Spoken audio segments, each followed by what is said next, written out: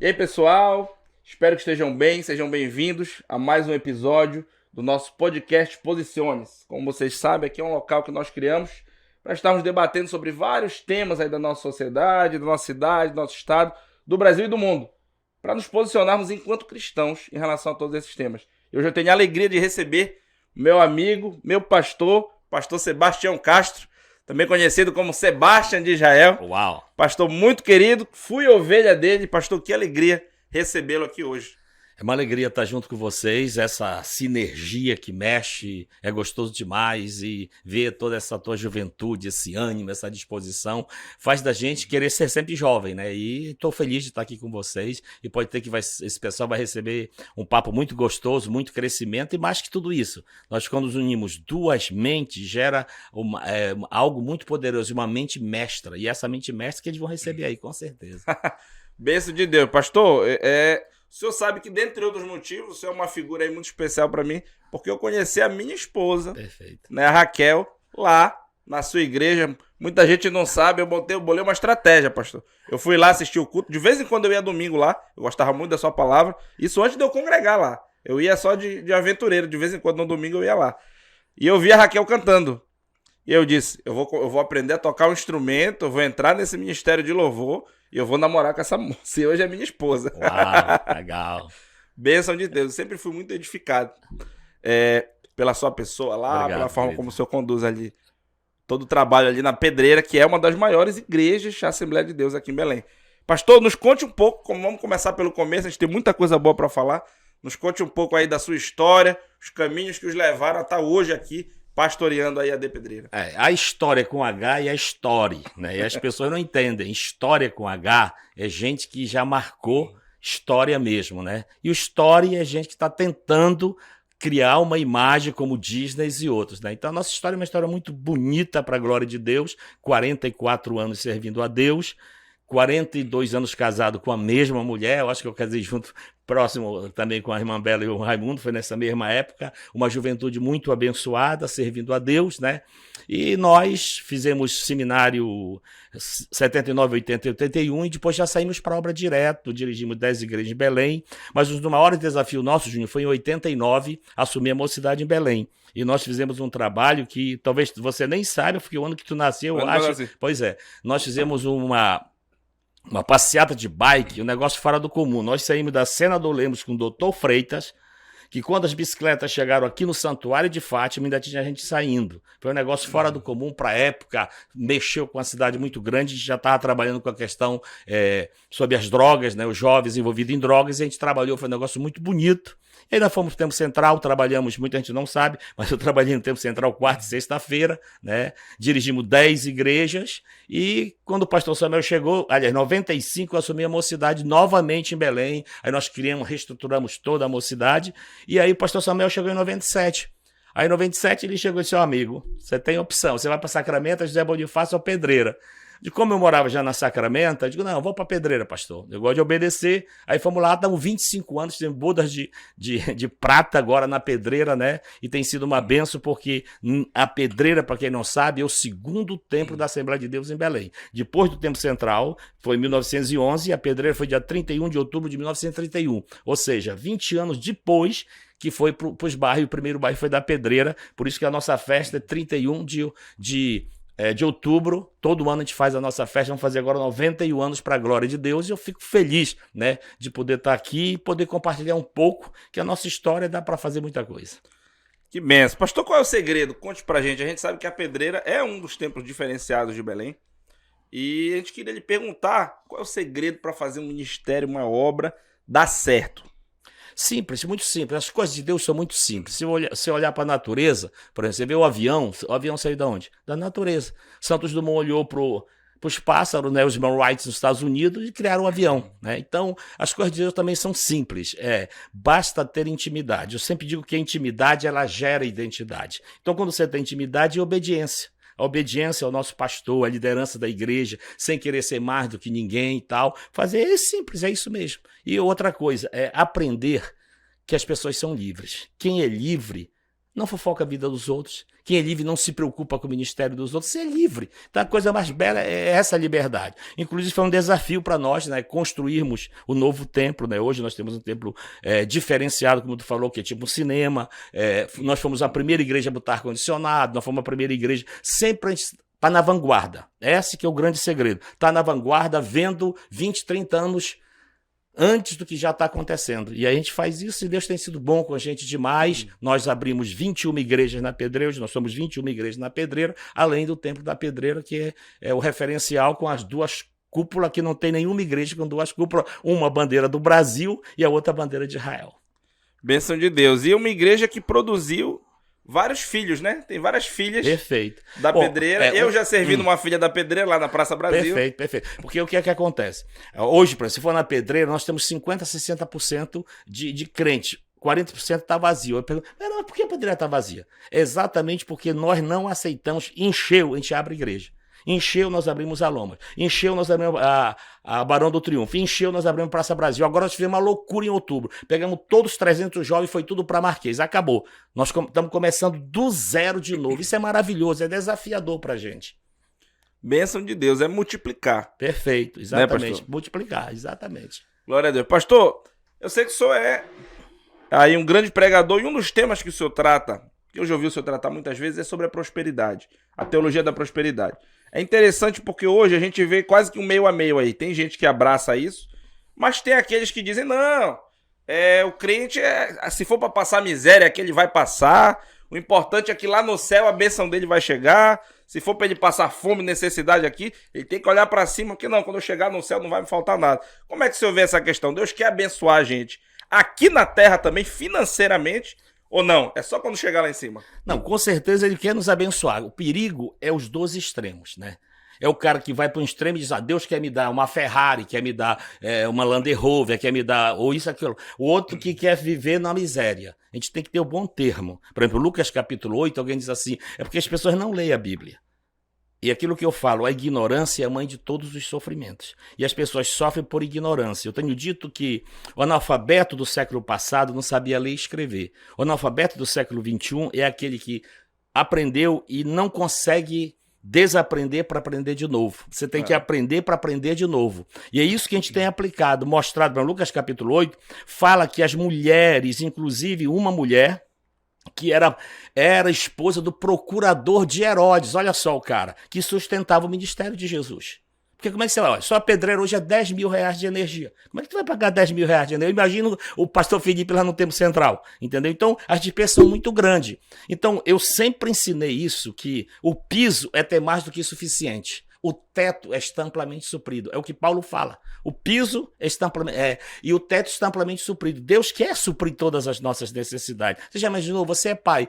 Tu acha que o pai, Jesus disse assim, se vós que sois maus, sabeis dar boas dádivas aos vossos filhos, imagina. O cara não imagina, porque pensar dá trabalho. As pessoas não querem pensar, as pessoas preferem ir na onda, as pessoas preferem fazer a mesma coisa que os outros estão fazendo. E na verdade, quando você pensa, você muda. E quando você muda, você não quer ficar no mesmo estado. Então, se vocês que são maus sabem dar boas dádivas aos vossos filhos, imagina o vosso Pai que está no céu. Então, eu tenho experimentado há 44 anos a prosperidade do Senhor, ensinado na Pedreira. A Pedreira tem sido um referencial, não só espiritual, como financeira também. Agora, há um segredo muito grande que daqui a pouco a gente vai falar sobre ele. Tá certo. Glória a Deus. Pastor, a gente sabe que um dos grandes trabalhos que o senhor faz ali na Pedreira, não só na Pedreira, acho que se expande para toda a igreja em Belém. O senhor leva muita gente ali para Israel, para estar conhecendo a história. E eu queria que o senhor contasse um pouco para a gente sobre essa experiência, como esse projeto nasceu e qual é a importância do cristão de conhecer a sua história ali com os olhos. Perfeito. Olha, era exatamente isso que eu ia responder sobre Israel. 60% da economia mundial está na mão dos judeus. 60% de todo o dinheiro do mundo está na mão dos judeus. Agora, por quê? Exatamente porque o judeu, ele crê na prosperidade. Ele crê no Deus Jeová Jireh, o Deus da provisão. Então, quando eu fui a Israel, nós já fomos 16 vezes, e vamos, se Deus quiser, agora em novembro, a 17ª vez com o Egito. Inclusive, eu estou com um boné, esse boné aqui é histórico, viajou mais de 20 mil quilômetros para chegar aqui. Esse boné é do Museu das armas de Israel. Israel, ele preserva, um dos segredos de Israel é que eles preservam a história deles. Eles não jogam a história para trás, né?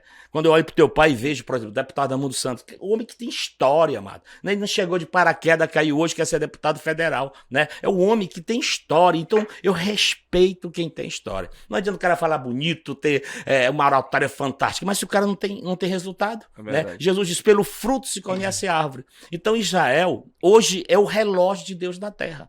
Nós somos de uma geração privilegiada. Daniel Berg não desfrutou disso. 14 de maio de 1948, se tornou uma nação. Ninguém acreditava, aliás, foi pela mão de um brasileiro, o Aranha, que assinou lá, né, no voto Minerva e se transformou na nação de Israel. Então, Israel, você vai a Israel, você se torna embaixador. Tanto que você se apaixona, você nunca vai só uma vez. Você vê a mão de Deus lá, Júnior. Eu digo, não precisa trazer a Bíblia lá, porque aqui ele transformou água em vinho, aqui ele ressuscitou o morto, aqui ele fez isso, aqui ele ressuscitou. Então Israel para nós é um referencial. E digo mais, nas profecias bíblicas, Israel vai se tornar, inclusive agora eu vi, eles já estão juntando dinheiro para construir o terceiro templo. E a gente sabe que o terceiro templo é onde está, que não é mesquita, é o Dumo da Rocha, a mesquita no lado, que é a mesquita de Al-Aqsa, lá onde dizem que Abraão ia sacrificar Isaac, para o islâmico era Ismael, ali, na hora que Israel, e ele vai tomar, eu não tenho dúvida, porque hoje pertence ao primado da Jordânia, mas na hora que Israel pegar esse lugar, vai ser fora do comum. É por isso que eu digo sempre, eu respeito quem tem resultado como Davi. Por exemplo, Davi era o cara que fez tanta besteira, mas a Bíblia chama que ele era o homem segundo o coração de Deus. Qual era o segredo de Davi para ter um coração segundo o coração de Deus? Ele sabia a vontade de Deus. E eu sempre digo que oração não é gritar, não é berrar, não é passar horas e horas. É você conectar o seu coração com Deus. Na hora que você se alinha, tanto que esse lugar, que hoje vale bilhões, se você botar 5 bilhões para a Jordânia, ela não vende. Sabe por quê? Porque é um lugar histórico para eles. Mas na época, Araúna disse assim, Davi, tu é o rei. Eu vou dar para a construção do templo. Davi disse, negativo. Eu não quero sacrificar. Aí entra a questão da prosperidade que tu perguntou, entendeu? Aí entra a questão, ele disse, não quero sacrificar algo ao meu Deus que não custe algo de mim. E ele pagou, eu acho que 7 quilos de ouro por causa daquele lugar. Então, esse é o princípio. Israel é tudo para nós. I love Israel. Eu amo Israel. Israel está no meu coração, tanto que nós colocamos uma bandeira do Brasil na pedreira. Lá embaixo está Israel. E infeliz daquele, é uma coisa também interessante. Que eu respeito, eu acho que cada um tem que ter a sua maneira de ser. Eu não quero mudar a mente de ninguém, mas muita gente ensina que hoje a igreja é o Israel de Deus. Eu não creio nisso. Eu creio que a igreja ela é a noiva de Cristo, mas Israel é a esposa de Deus. E que Deus vai prestar conta de novo com Israel. Porque se nós que somos tirados de Israel, da videira verdadeira, nós recebemos um tratamento VIP, imagine Israel. Deus jamais se esquecerá de Jacó, de Israel. Amém. Mas, se eu for falar de Israel, eu vou embora. Vou falar embora, viu? Eu, pastor, ainda não tive a chance de conhecer, mas sou louco para ir. Vou com a minha esposa, com a minha filha. Vamos junto com o senhor, assim que der. Eu creio que vai dar sim. A gente vai lá. E eu queria perguntar, qual é a sensação, pastor, de estar ali, passando por onde Jesus passou, andando por onde Jesus andou, vendo o lugar em que ele foi crucificado. Com certeza, para nós que sentimos essa presença de Deus, é algo muito emblemático, muito forte, né? Com certeza. Toda vez eu choro. Quando a gente entra em Jerusalém, o ônibus lotado e coloca a música Jerusalém, Jerusalém, a gente chora. Porque realmente é algo muito, muito forte. E todos os lugares que você vai em Cafarnaum, lá na casa da sogra de Pedro, onde Jesus curou a sogra de Pedro, você chora. Ali é um negócio fora do comum. Você vai onde Pedro, por exemplo, caiu na água no Mar da Galileia nu, praticamente, com Jesus tratando ele. Pedro, tu me ama, tu me ama. Há lá uma igreja de pedra lá chamada Primado de Pedro. É um negócio fora do comum. Agora, o que mais me marca mesmo é no Jardim da Tumba. Porque no Jardim da Tumba você chega lá e está escrito lá, ele não está aqui, ressuscitou, né? São lugares muito forte, realmente muito fortes. E todo mundo que vai a Israel, com certeza, a fé vem explodindo. A fé, na verdade, eu até brinco que eu não tenho mais nem fé, porque a fé tu tem que crer. Eu já vi, então não precisa mais, eu já presenciei, né? Mas é algo muito, muito fora do comum, Júnior. É aquilo que eu falo sempre. É uma sensação como eu tô aqui contigo. Se eu tivesse feito, por exemplo, nós podíamos ter feito hoje pelo um aplicativo, eu lá em casa, no meu escritório aqui, era uma coisa. Agora aqui, essa energia, essa vibração, porque tudo é energia, né? Tudo é energia. E as pessoas só lá para ver. Eu fico impressionado com que as pessoas... Eu fiquei uma vez com medo do irmão já de quase 90 anos, que renovou o batismo no Rio Jordão, aí Jesus batizou ele com o Espírito Santo, fiquei com medo de ir pro céu, porque o cara ficou, meu irmão, aquela água do Jordão é gelada, mas parece que ele estava entrando numa fornalha de fogo, de glória, de poder, eu tive que abraçá-lo e tal, mas é realmente uma experiência inenarrável. Que benção. Coisa boa. Pastor, vamos mudar o tema, né? Fique à vontade.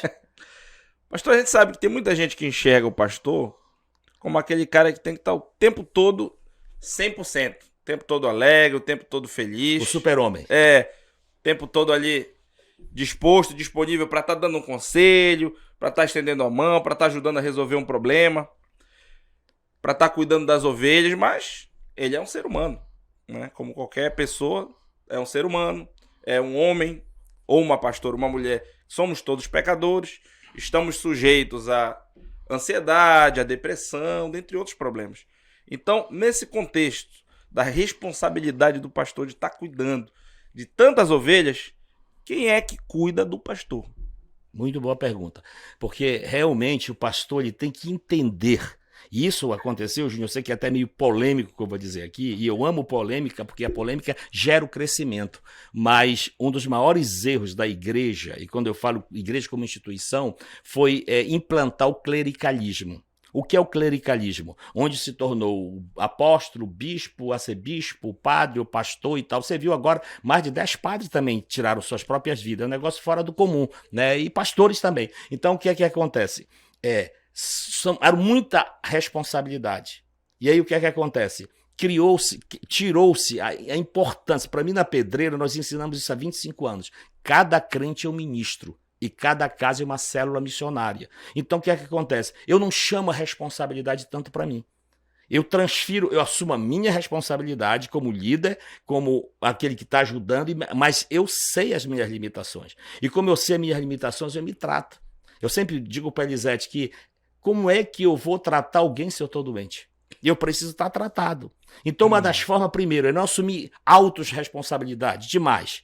Passar para o crente. A Bíblia diz que nós somos geração eleita, nós somos sacerdócio real. Então, na Pedreira, cada crente sabe que ele é um ministro, que ele é um sacerdote e que ele não depende do pastor para orar, para buscar, nada disso. Ele ele se auto-trata ali. Agora, quando é um caso, eu estudei psicologia, fiz pela faculdade tanto lá na Hebraica em Jerusalém, que foi um momento muito precioso para mim, mas também pela faculdade em Mogi das Cruzes, onde eu fiz questão de estudar psicologia pastoral. Porque eu sei e vejo, eu olhei e disse, eu não quero ser um pastor. Você pode ver, eu estou com 63 anos, nem aquele pastor, espera, está de terno, gravata, aquela como um presbítero nosso lá no Arsenal que dizia que sorrir era pecado, né? Porque o crente tem que ser sério, aquela história toda, quando a alegria do Senhor é a nossa força, claro, né? Então, isso é muito perigoso, porque nós temos limite. O nosso psiquismo tem limite, está aí a neurociência mostrando. E, lamentavelmente, a gente vê pastores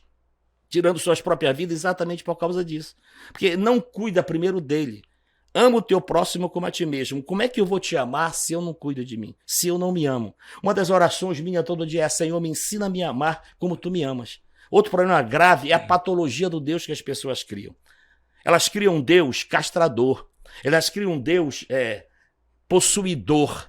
Um Deus que está lá com a zorrague todo dia e não conhece a grandeza, a excelência do amor, da beleza, da arte, da formosura desse Deus que se fez homem e veio viver nossas fobias, medos, angústias, solidão, e lá na cruz ele pagou. Outro problema grave é que as pessoas misturam lei com graça e nova aliança. A lei, mano, Cristo já pagou. A graça já estava no Velho Testamento, por exemplo, Raabe é graça de Deus, mas agora nós vemos uma nova aliança. Um novo testamento. E 90% dos crentes que eu conheço não conhecem a nova aliança. E como que você sabe, pastor? Olha para a vida deles. É guerra, é briga. Meu irmão, eu vivo acima do geral. Eu desfruto da bênção do Senhor. Eu tenho tempo para minha família. Eu tenho tempo para a igreja. Olha, por exemplo, domingo eu estou 3 cultos. Segunda-feira eu estou 3 cultos. 6 cultos só em 2 dias. E aí o que é que acontece? Mas eu tenho tempo para minha bike, eu tenho tempo para o meu lazer, eu tenho tempo para tudo que eu preciso fazer, inclusive para o meu inglês e para o meu hebraico. Agora, por que eu faço isso? Porque eu não me modelei. O maior problema das pessoas, ela quer imitar o outro. Eu vou imitar o Júnior agora. o que é que vai acontecer? Júnior só tem um. O teu sorriso, o teu olhar, a tua barba é só um, não tem outro. E eu preciso me encarnar isso. E quando eu encarno isso, o que é que acontece? Eu não levo para a cama a responsabilidade dos outros. Eu levo a minha responsabilidade. E mais a minha, eu até brinco que a minha cruz é de isopor, tem rodilha com controle remoto. E as pessoas acham graça, mas é verdade. Agora, eu não assumo responsabilidade que está acima de mim. Eu sei o meu limite. E eu olho para as pessoas, modelo aquelas que eu quero ser. E aí, esse é um dos maiores problemas dos pastores hoje. Estão sobrecarregados, são infelizes e o pior de tudo, não vivem a beleza do evangelho. Forte, pastor. Pastor, o senhor falou aí, comentou sobre a questão dos suicídios, né, entre padres, pastores, ministros do evangelho. Esse é um tema muito forte, né? Porque, como eu falei, tem gente que pensa que tá tudo sempre 200% de alegria, de paz, de tranquilidade na vida de que tem essa responsabilidade. Como é que o senhor vê essa questão? Porque teve um aumento, né, recentemente no índice de suicídio entre padres, pastores e ministros. E nós tivemos aqui agora no shopping de Belém, né? Inclusive fizeram o pessoal se suicidando, né? E com a questão da pandemia também. Não só entre pastores, mas entre as pessoas em geral, né? Aqui, acho que foi em uma semana ou duas jovens, menos de 2 semanas, 2 jovens tiraram a própria vida. Então, como é que o senhor vê essa questão? Como o senhor acha que a igreja deveria se portar e que responsabilidade nós deveríamos assumir para tratar essa questão, para diminuir isso daí? Isso aí, para mim, é uma questão de saúde mental. As pessoas têm que entender isso. Nós temos profissionais, hoje nós temos neurociência. Antigamente era muito mais difícil. Antigamente era na paulada, só tinha o cara que passava a tarja preta e pronto. Hoje não, nós temos psicólogo, nós temos neurocientista, nós temos hoje uma gama. Eu sempre digo que pastor, para ser pastor, ele deveria fazer 3 faculdades, não só teologia. Ele deveria fazer psicologia, administração, porque é importante fazer administração, porque um dos maiores problemas do suicídio do pastor é que ele não sabe administrar, e aí o que é que acontece? Ele entra em parafuso. Por exemplo, quando nós construímos a igreja na Pedreira, não é fácil não você administrar. Tem pastores aí que tá pirado, porque tá construindo um prédio de 3 mil, 5 mil, porque o outro tem, o outro fez, aí tem que fazer. Não pode ser assim. As pessoas têm que ter consciência dos seus limites. E outra coisa, porque tirou a vida, vai para o inferno. Meu irmão, te coloca no inferno dele para ver por que ele tirou a vida. Sempre vai ter algo por trás de tudo isso. E a igreja, como vanguarda, ela tem que pregar o amor. Ela tem que viver o amor. Ela tem que entrar no mundo daquilo. Eu estou ajudando e eu ajudo muitas pessoas, que eu entro no mundo delas. Eu estou ajudando uma menina agora, formada, uma menina bonita, que tem tudo para dar certo. Ela quer tirar a vida dela. Agora, por quê? Porque ela chegou num nível, e esse é um dos maiores problemas. Você tem que conhecer a energia que você tem. Eu sei, por exemplo, quando eu piro com construção. Aí o que é que eu fiz? Peguei eles e fomos para Fortaleza. Esquece tudo. Meu irmão, amanhã isso fica e a gente vai embora. Você tem que saber os seus limites. Você tem que estar em ambientes saudáveis. Nós temos um trabalho na Pedreira chamado NCI, que é a Nação das Causas Impossíveis. Todo dia precisa ver o tipo de pessoas que vêm. Às vezes a pessoa só quer um abraço. Às vezes a pessoa só quer o ouvido emprestado. E às vezes a gente vive num frisson tão grande, no que eu chamo de SPA, que não é minha, é do Dr. Augusto Cury, síndrome do pensamento acelerado. O Augusto Cury hoje está assustado, por exemplo. Eu fiz um negócio agora, segunda-feira, que a gente tem uma escola de vida abundante, que uma criança de 1 ano, ela já estava com um tabletzinho e o pai dando para ela brincar. Imagina como vai ser a mente dessa criança. E aí o que é que vai acontecer? Vai chegar um momento que não vai aguentar. Não vai aguentar. Isso é muito forte. E é um conselho muito importante, pastor, porque infelizmente a gente nem encontra pessoas que têm aquele pensamento, não, depressão é coisa do diabo, vai orar. E é justamente essa hora que ela não vai orar nunca, porque todos os pensamentos dela se fecharam. Elas não conseguem abrir novos canais neurais, porque se fechou tudo. Aí pode gritar, berrar, não vai adiantar nada. Você precisa abrir novos canais neurais na mente dela para ela começar a ver a beleza da vida, a arte da vida. E como é belo viver, como eu sempre digo, acima do geral. Agora, para viver acima do geral é sair dessa mediocridade. Agora, é fácil? Não é. Às vezes é questão da família. Por exemplo, não é fácil, por exemplo, o certo é os filhos enterrarem os pais. Agora, pensa um pai, por exemplo, estou tratando um pai que perdeu a filha de câncer com 3 anos. Não é fácil. Ele tinha sonhos para aquela menina. Então vem a depressão, que é uma depressão que não é espiritual, é uma depressão física, Isso, orgânica, importante, biológica, neurológica, e precisa ser tratada. Agora, Essa claro que o mais importante que eu vejo para a cura de qualquer tipo de depressão chama-se amor e conhecimento. Por isso que eu falo, a ignorância é mãe de todos os sofrimentos. Na hora que a pessoa tem um conhecimento e começa a se tratar criando hábitos saudáveis, aí vai produzir o quê? Uma vida saudável. Muito importante. Às vezes é difícil, né? Para quem tem uma posição de estar influenciando os outros, de ser aquele referencial. A gente sabe que o referencial sempre tem que ser Cristo. Tem que ir para a igreja por causa de Cristo, não por causa do pastor. Mas o pastor acaba se tornando aquele referencial para aquelas pessoas que estão ali. Perfeito. Às vezes é difícil para a pessoa que está nessa posição aceitar que ela precisa de ajuda. Não, eu preciso ir no psicólogo, preciso me tratar, preciso fazer uma mudança na minha vida. Criar novos hábitos. Criar novos hábitos. Criar novos hábitos, porque o maior problema é que a pessoa cria uma rotina. E aquela rotina vai produzindo, ela vai morrendo sem saber. Ela vai morrendo sem saber. E quando ela quer voltar, ela não consegue mais, porque ela não acha mais o caminho. E para achar esse caminho, tem que ser pessoas que estão fora do contexto existencial dela, porque senão vai cair também no mesmo ciclo vicioso. É verdade. Pastor, muito importante esses conselhos e essa conscientização. Eu vou lhe fazer uma pergunta agora, pastor. Alguém poderia esperar que eu fosse tratar disso com algum líder de jovem, líder de adolescente, não com um pastor aí com várias décadas de experiência, mas o cara é antenado, meu irmão. Pastor, metaverso. Hoje a gente sabe que tem pessoas que já estão vivendo a sua vida dentro de uma realidade virtual. Perfeito. Indo pro cinema, dentro da internet. Indo até pra igreja, tem culto que funciona na realidade virtual. O cara cria o avatar dele, o personagem dele. Perfeito. E ele já nem sai mais do quarto. A vida dele é aquele personagem que vive, não é mais ele. Que ele tá vivendo ali. Como é que o senhor vê essa questão do metaverso? Isso é positivo, é negativo? Como é que o senhor enxerga isso? Bem, o que é o metaverso? O metaverso, na verdade, bem simples, é o aceleramento da internet. Ele não chegou, chegou o metaverso. Não. É tipo o nosso telefone celular, esse nosso iPhone. Chegou o iPhone? Não. Chegou aquele que era tipo um tijolo, aí vai progredindo. O metaverso é exatamente a nova internet.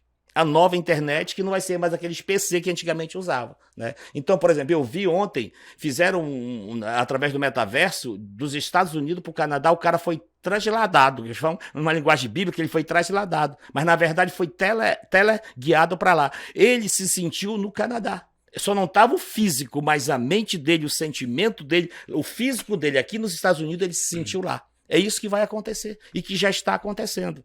E que se nós não prestarmos atenção, nós vamos viver o quê? Vamos ser zumbis. E as pessoas não vão viver a realidade. Elas vão viver num mundo... Hoje, por exemplo, eu conheço pessoas que passam 12 horas na internet. 12 horas jogando videogame. Já não quer nem comer, não quer mais nem tomar banho, não quer nem viver uma vida social mais. Isso é perigosíssimo demais. Aí entra a questão do grande índice de suicídio. Porque chega um momento que ele vai num nível que não dá mais para voltar. E se não tiver alguém que acompanhe isso lá, vai explodir. Aí pergunta, por que esse grande número de suicídio? Exatamente por causa disso. Porque a mente, quando Deus criou a mente, ele criou com um propósito. E na hora que você tira esse propósito da mente, o que é que vai acontecer? Ela não vai mais, ela vai bugar. E na hora que ela buga, já era. Então essa questão do metaverso é muito forte, eu tenho dito isso na igreja, principalmente para os novos jovens, para os adolescentes, até para as crianças mesmo. Porque se a gente não tiver cuidado, mas aí tu perguntou, vai ser ruim, mas vai ter o lado bom. Sempre tem um lado bom. E a gente como igreja tem que pegar o lado bom dele. O lado bom de quê? De mostrar como Deus é fantástico, como Deus é maravilhoso. Eu tenho dito, o pessoal se assusta, mas vai ter gente morando em Marte, mano. Esse cara, como é que pode? Nós moramos numa bolinha chamada Terra, gente.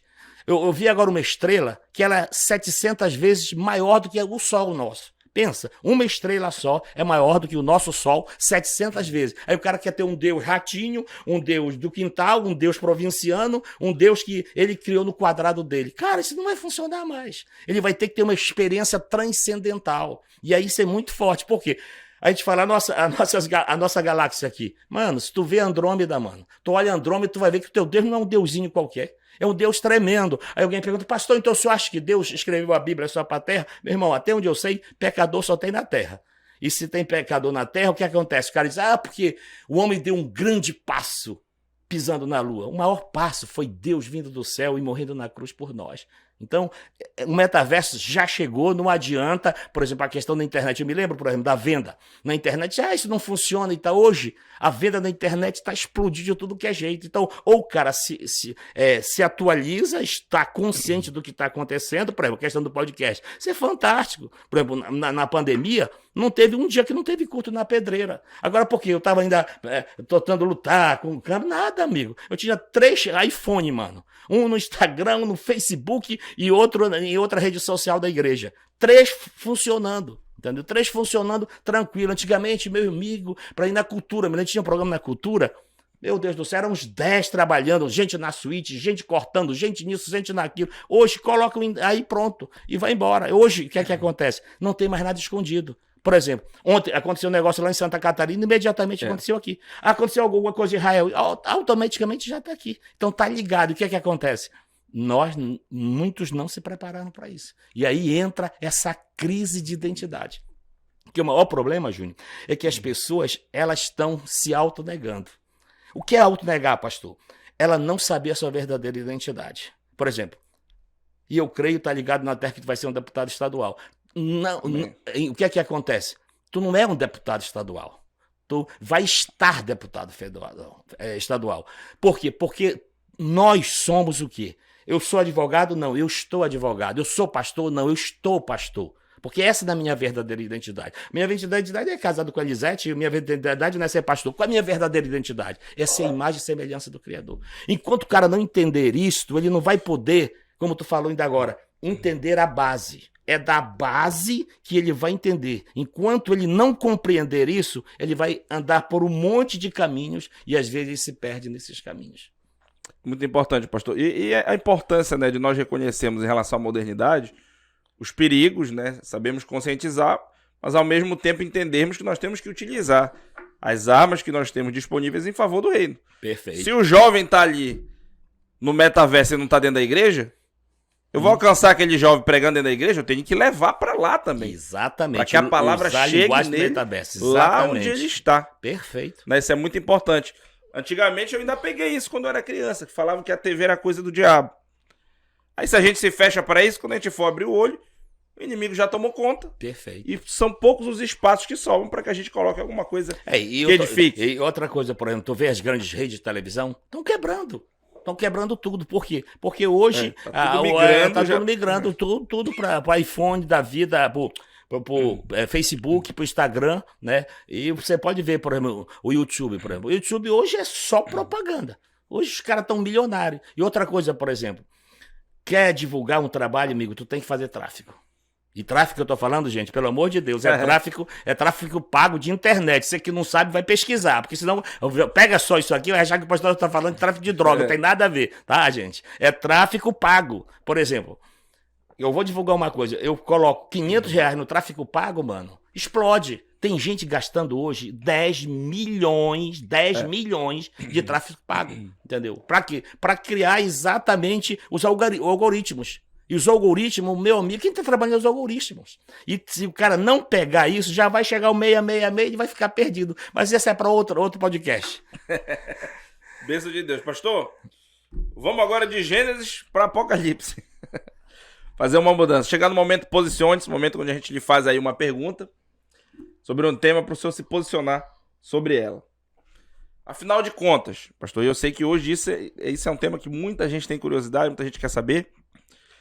Ingerir bebida alcoólica, afinal de contas, é pecado ou não é? Posicione-se sobre isso. Rapaz, eu tô bebendo aqui, ó. Eu não sei se é, né, amado? Aí eu vou te contar uma historinha legal, né? Eu tô no avião, né? Eu acho que... E Deus me deu uma benção, eu fiz um upgrade numa primeira classe. Aí a aeromoça chega pra mim e perguntou o que eu queria beber. Eu disse, Tim, tá. Tim, chá, né? Chá. Aí ela entendeu gin. Aí ela trouxe, rapaz, quando eu coloquei na boca, eu senti o cheiro do álcool. É incrível. Pra mim, eu nunca bebi e o álcool pra mim é terrível. Terrível, né? Agora, a questão é muito mais profunda. Eu sempre digo, Júnior, que as pessoas querem respostas, não é o teu caso, mas tem pessoas que querem respostas fáceis para perguntas difíceis. Cada caso é um caso. E, por exemplo, você vê, dentro desse contexto, por exemplo, um dos caras que muita gente fala sobre... um dos maiores teólogos ingleses, o cara fumava aqui só. Você vê os grandes teólogos, todos os grandes teólogos, eles fumavam muito. E o fumar para eles não era tão complicado, era um charme. Hoje a gente sabe que o cigarro é perigosíssimo. Não é questão nem de pecado, é questão de saúde. Aí entra a questão da mesma coisa da bebida. Para mim, a bebida não é questão de pecado. Para mim é questão de saúde, entendeu? É saúde. Por exemplo, se eu passar aqui na Marquês, que está cheia de barzinho, para mim não tem problema nenhum, nunca bebi. Agora, o cara que era um ébrio, que se converteu ao evangelho, teve uma experiência com Deus, se libertou da bebida, ele pode ser tentado a querer entrar de novo, entendeu? Então, essa é a questão. Porque nada é pecado, para mim, tudo é pecado. Por exemplo, é pecado comer? Não. Mas comer demais é pecado, é glutonaria.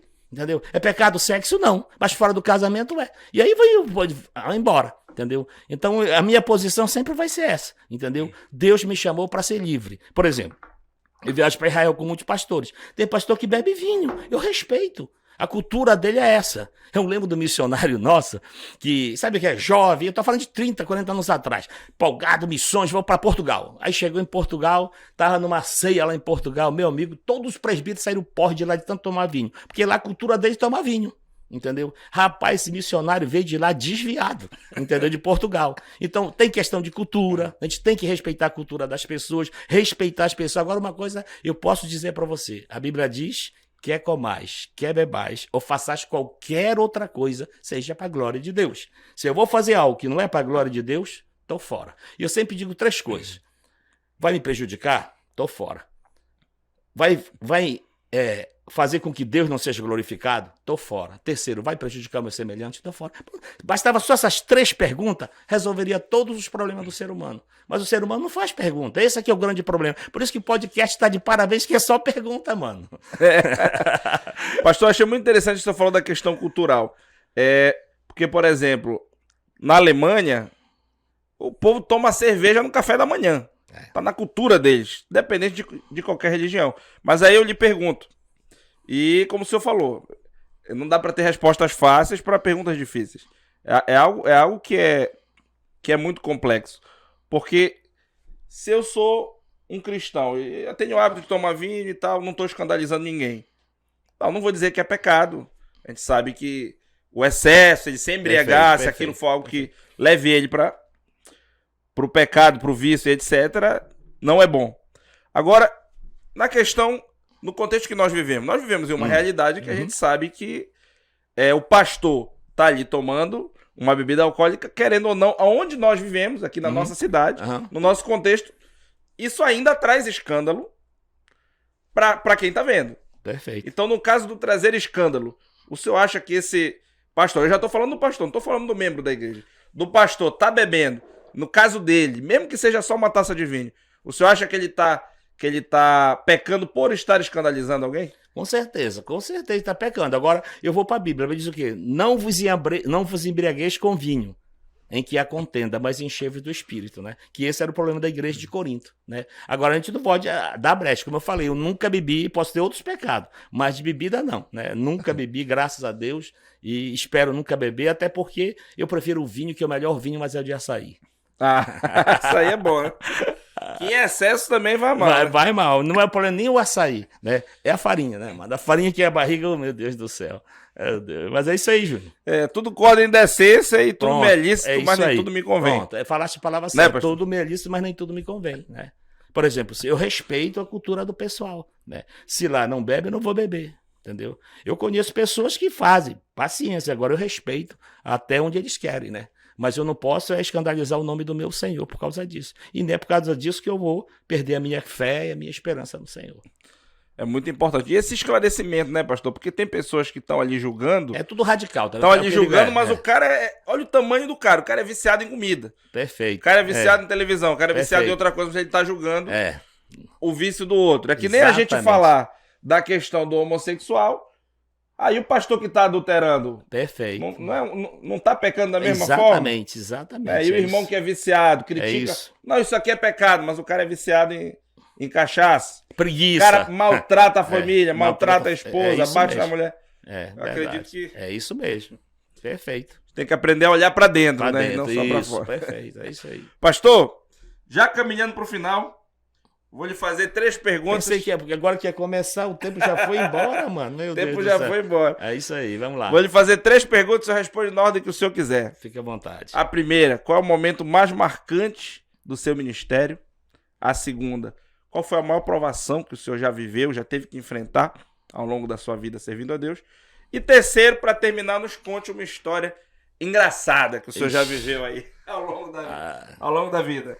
Rapaz, para mim, Escolha a ordem. Não, a questão do ministério é porque aquilo que eu falei, você tem que ter flexibilidade. O Espírito de Deus te dá flexibilidade. Eu vou falar um negócio que tu vai gostar, mas para as pessoas mais jovens que não conhecem a história, mas, por exemplo, marcou para mim em 89, eu era o presidente da Mocidade em Belém, o Tempo Central super lotado, gente saindo pelo ladrão, e aí a presbiterada me chamou e eu tinha trazido um grupo de São Paulo com dinheiro nosso, na época eu tinha farmácia e tal, trouxemos o pessoal e disseram, vocês não podem botar bateria é pecado. E aí eu digo, mas rapaz, como é que eu vou colocar esse grupo que veio de São Paulo e uso bateria? Não, mas bateria é pecado, se tu colocar aqui nós vamos te tirar da Mocidade, olha só.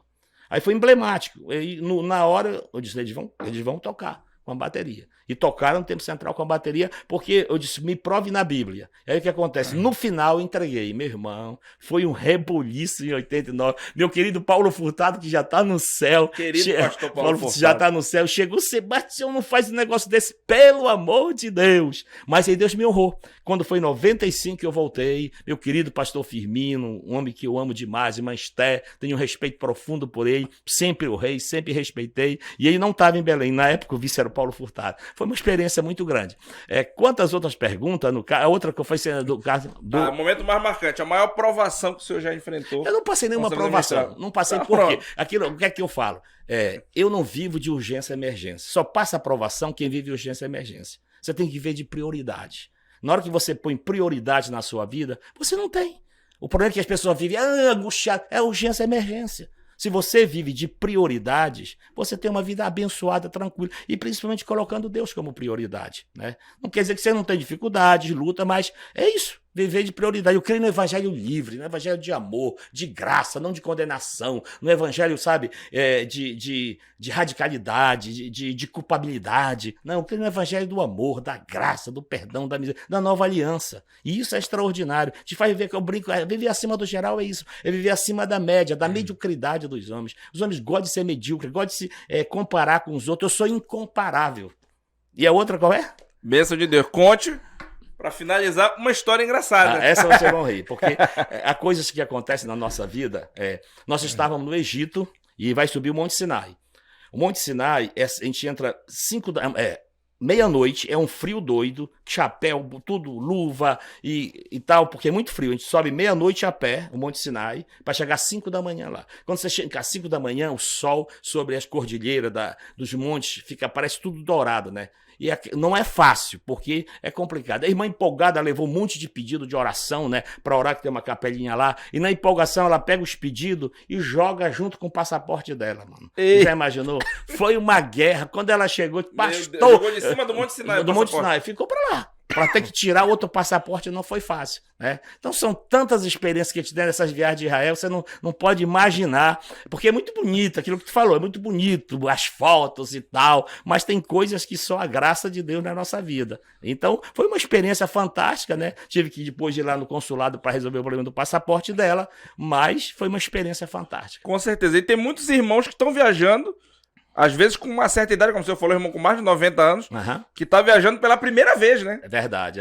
Indo conhecer Israel. Isso. Juntou ali, se preparou e tá indo. Então deve ter muita coisa. Vamos ter agora. Inclusive, nós estamos indo com o irmão, 86 anos, taxista, comprou, tiramos o passaporte dele, tá feliz da vida. Vai ser uma experiência única. Show de bola. Bênção de Deus. Pastor, para terminar, eu vou contar uma minha também, com viagem, porque eu me lembrei agora. Nós fomos morar para Brasília, né? Muitos anos atrás, quando... Meu pai ganhou para deputado federal e ele já tá tendo uma ponte aérea o tempo todo Brasília, Belém. A gente foi fazer uma experiência de morar um tempo em Brasília. Pouco tempo a gente morou lá. E nós fomos para lá no avião e tinha um rapaz que trabalhava junto com a gente boa. E para não constranger ele, não vou falar o nome dele, não. Nunca tinha viajado de avião. Eita. Aí ele chegou lá no avião, ofereceram lá um café para ele. Ele falou, não, eu não tenho dinheiro. Ele falou, não, é de graça. Aí perguntaram se ele queria açúcar. Ele falou, não precisa. Aí a aeromoça, por que você é diabético? Não, irmão, eu sou de Bragança. É experiência fantástica, né? Esse podcast é show de bola, bicho. Parabéns, mano. Pastor, eu queria lhe agradecer pela sua presença Amém. aqui. Bênção de Deus. E eu vou te dar de presente esse boné, já que eu ganhei Meu esse Deus do aqui, céu, olha, nem eu ganhei acredito. esse, Me dê. vamos trocar. Esse aqui é do Museu de Arte de Israel. E eu vou Meu agora Deus usar do olha céu. esse podcast, porque agora é o seguinte, eu Bênção de já Deus. sou embaixador do podcast do Júnior aqui, viu, amigo? Olha aí, show de bola, viu? Show de bola. Valeu, Vivendo mano. Obrigado, querido. acima do geral. Conte com a gente, tamo junto aí até depois do fim, tá? Amém, pastor. Obrigado pela sua presença aqui. Com certeza foi muito edificante para nós que estamos aqui e para todos que estão assistindo.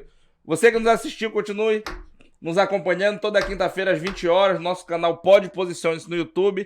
Deus te abençoe, você e a sua família, e posicione-se.